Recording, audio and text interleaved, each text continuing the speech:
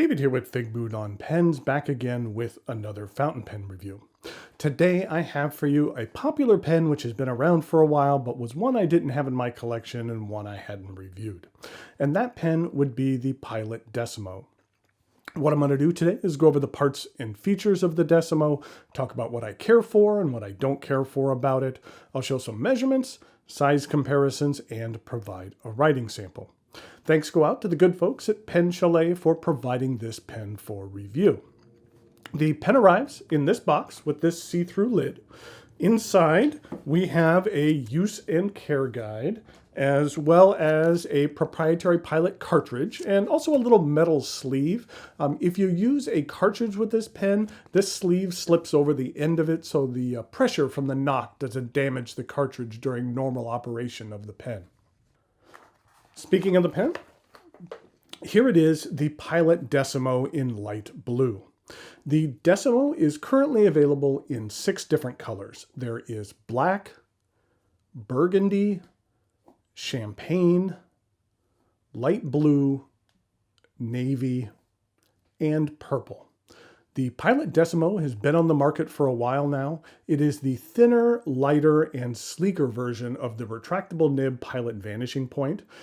Here is what it looks like next to the Vanishing Point. I'll give you a closer look at both of them during the size comparisons.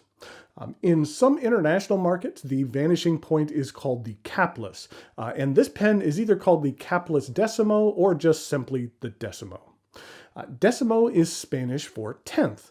It is named such because it was the 10th generation of the Vanishing Point since the VP originally was released back in 1963.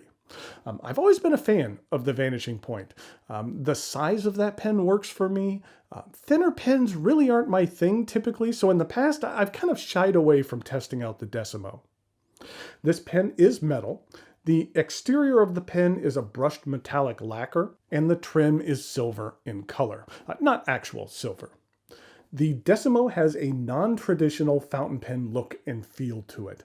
It doesn't necessarily look like you are using a fountain pen. If you pulled out one of these to use, if someone was looking at you, they might not even notice that you're using a fountain pen. There are a couple of distinguishing features of the Decimo. Like the Vanishing Point, the Decimo has a retractable nib. In the end of the barrel, there is a knock, just like you would find on a ballpoint or a roller ball. The rear portion of the pen angles up just slightly, and then the seam between the two halves of the pen is accented by 2 round bands, one a little bit larger than the other. Right below the band is printed Pilot and Japan. And that's printed on, that's not engraved into the surface. The forward portion of the pen slowly tapers down until you reach what I call the nose cone of the pen. Then attached is the clip. The top of the clip is very slightly pinched where you would typically grip this pen, significantly less pinched than that of the Vanishing Point clip. On the clip, it is stamped Decimo. Since the Decimo is thinner than the Vanishing Point, I find it appropriate that the clip is thinner as well. The nose cone tapers down until you reach the very end where you have a hole. Just like a ballpoint, when you depress the knock, the nib extends with the very satisfying click. Now, there's actually a little trap door in here in order to help keep the nib from drying out. Here is the door when it is closed, and then here it is when the knock is partially depressed and the nib is just beginning to extend. Once the nib is extended, you can see it is very thin, but size appropriate for this pen. I think it would look odd if this pen had more of a traditional nib. This size fits the pen well, in my opinion. The nib is easily removed. In order to do so, you simply unscrew the 2 halves of the pen and the nib unit comes right out. This is what the nib looks like when it's out of the pen. The Decimo uses the very same 18 karat gold nib as the Pilot Vanishing Point. The nib is available in extra fine, fine, or medium. I'll discuss price here in a bit, but it is very reasonable. For many people, a Decimo or a Pilot Vanishing Point is the first gold nib they'll acquire for their collection. I like the writing experience this nib provides. It's unique. It's one of those nibs where if you had it in a generic pen body and closed your eyes, you could identify it just by feel alone. The medium nib on this pen is soft. It writes very smooth with just a little bit of bounce to it. Attached to the nib unit is a proprietary Pilot Con 50 converter. The larger Con 70 converter will not fit this pen. You can see here there are 4 small ball bearings inside the converter which act as agitators to encourage better ink flow. It's very slight, but when you move the pen back and forth, you can hear the balls moving around there a little bit. The sound is very slight. It's slight enough that it doesn't really bug me, but if it was just a little bit louder, then that's something that would get on my nerves a little bit. When you are inserting the nib unit back into the housing, you can see here that there is a little notch in the threads and a raised portion of the nib unit which you match up. These need to be engaged with each other in order for the pen to be properly closed. The slot actually extends well below the edge here, and the mechanism keeps the nib aligned. Now, the most polarizing thing about the Decimo, as well as the vanishing point, is the placement of the clip. First of all, it's necessary for the design of the pen. If the clip were on the rear of the pen, if it was in your pocket, you could accidentally depress the nock, extend the nib, and get ink all over the place, which would not be a good thing. This is solved by having the clip on the forward portion of the pen. Now, your grip rests right up against the clip on either side of it. Personally, this has never bothered me. I like how the clip forces your hand to index the nib into the correct orientation when you're writing with it. There's others, though, who feel the clip gets in the way. If you grip your pens in a non-traditional manner, or maybe if you're left-handed and use a claw grip, then the placement might not be the best for you. I have a friend who actually performs clipectomies on these pens, removing their clips. She's left-handed and she loves the pen, but for her, the clip placement is uncomfortable. Like I said, the clip can be a bit polarizing. Like me, some folks like it, and for others, they don't care for it as much. I said up top that I had shied away from the Decimo because I had initially felt it might be too thin for my tastes. After using this pen for a while, for me, I found that cause of concern was a bit unnecessary. While the Decimo is thinner than the vanishing point, for me, it's not overly thin. I think what helps is the width of what I'll call the section. It isn't super thin. It's about 10.5 millimeters, which is a decent width for a section. So even though overall the pen is a bit on the thin side, for me, it doesn't feel particularly thin in the hand.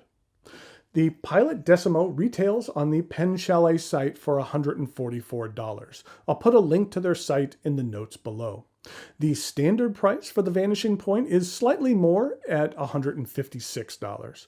Both are very solid pens and decent value at their respective price points. I mentioned already, but for many users, a Decimo or a vanishing point might be their very first gold nib they own, and it's a good one to begin with. Thanks again go out to Pen Chalet for providing this pen for review. I'm glad to have had the chance to take a look at it. I like it when a pen exceeds my expectations, which for me this pen has. Okay, now it is time for some measurements, size comparisons, and a writing sample.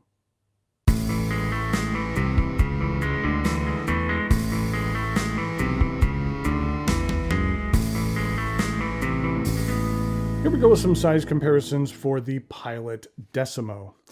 In regard to a couple of other vanishing points, this is what it looks like with one in blue. This is what it looks like with one in gunmetal. And then finally, one of my favorite vanishing points I have is this one here that's called the Raiden Water Surface. And I care for that one a great deal. But that's what it looks like in comparison to those other vanishing points. In regard to some other Pilot pens, here it is with a Falcon, and here it is with a Custom Heritage 92, and here it is with an 823.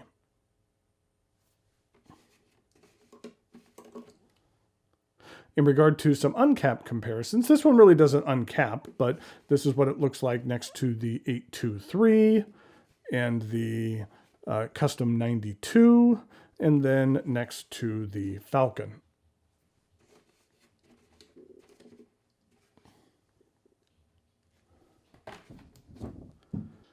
So here we have the Pilot Decimo. This is a medium 18 karat gold nib, and the ink that I'm using is one of my all-time favorite inks, and that is Pilot Iroshizuku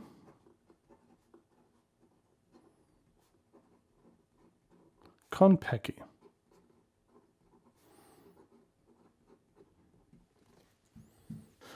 This is what the ink looks like. It's a really nice, vibrant blue with a little bit of shading to it and a little bit of sheen. This is what it looks like next to Robert Oster's Bondi Blue, which is another one of my favorite blues. And then here is Private Reserve Naples Blue. This is what the bottle looks like. You can see this is a very used bottle, and it's hard to see now that it is sloshing around, but I am very close to finishing this bottle, and this will be my second bottle of Konpeki that I've finished. But you know what? I've never done a review of Konpeki, so I think it's sometime in the near future I need to at least review this, since this is probably one of my favorite inks, if not my favorite ink. Okay, here we go with the rest of the writing sample.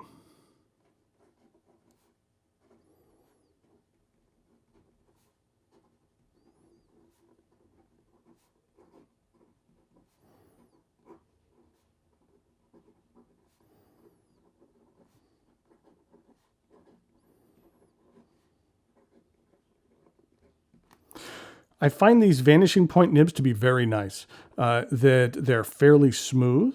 They have a bit of a bounce to them and just a unique feel to them. You can get a bit of line variation out of here. In regard to ink flow, I'd say that it's decent. In regard to reverse writing,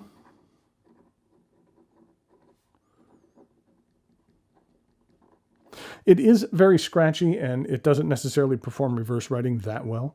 In regard to some fast writing,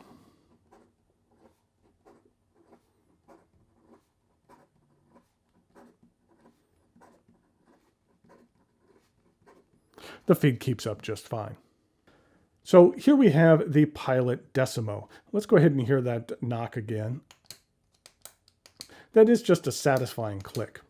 But I'm glad that I got to check this out. I was hesitant to do so, like I had mentioned, because I thought it might be too thin for me, but in the end, I didn't feel that that was the case at all. So it's something very much worth checking out. And that I'll put a link to it in the notes below. And thanks again go out to Pen Chalet for providing this pen for review. Until next time, thanks for watching, and I'll talk to you later.